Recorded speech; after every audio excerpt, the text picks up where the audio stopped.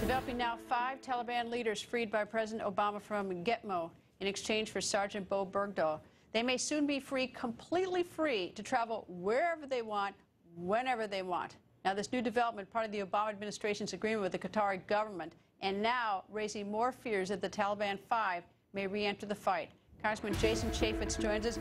Good evening, sir. And when they were released a year ago, they were under some sort of supervision in this nation. That supervision ends June 1st. They're free to do what they want. Hey, Monday morning, they're going to rejoin the fight. They have been caught calling and communicating with the Taliban. This is one of the biggest mistakes President Obama has ever made in releasing those 5, because there are men, women.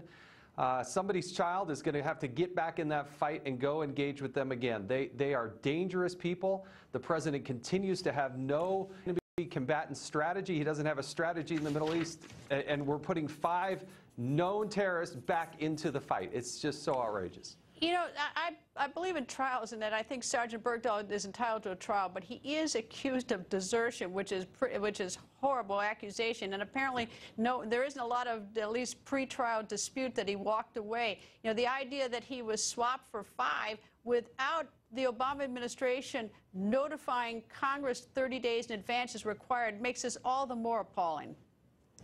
Well, it was found by the GAO that the Obama administration, the president, was in violation of the law. I want to hear from Susan Rice. How is it that she stood before the American people and sold us a lie? She went out there and said that he had served with honor and distinction. And I'm sorry, Greta, but they had all the information. They knew that he had deserted. They knew that. And President Obama and Susan Rice went out and tried to sell the American people that this was somebody who served with honor and distinction. And I'm sorry, but he did not. He deserted, and people died trying to find him. What could be done? Is there anything that can be done to try to monitor these 5? That's the first question. And was there something short of swapping the 5 for Bergdahl that could have been done to get Bergdahl home? Well, I always want to be able to bring an American home, even if they did desert. But to go out and mislead the American people, as Susan Rice did, I want her to answer some serious, real questions. Next time she pops her head up on television, don't just keep throwing her these softball questions. Ask her what really happened. I wish we could get her before Congress. Our intelligence services, I'm sure, are going to try to continue to track these people and figure out who they're communicating with, where they're at. But again, a massive amount of resources putting our lives at risk because we had them in detention, and the president let them go. That is fundamentally wrong. What was the actual reason for not notifying Congress of the 30-day that 30-day notice requirement?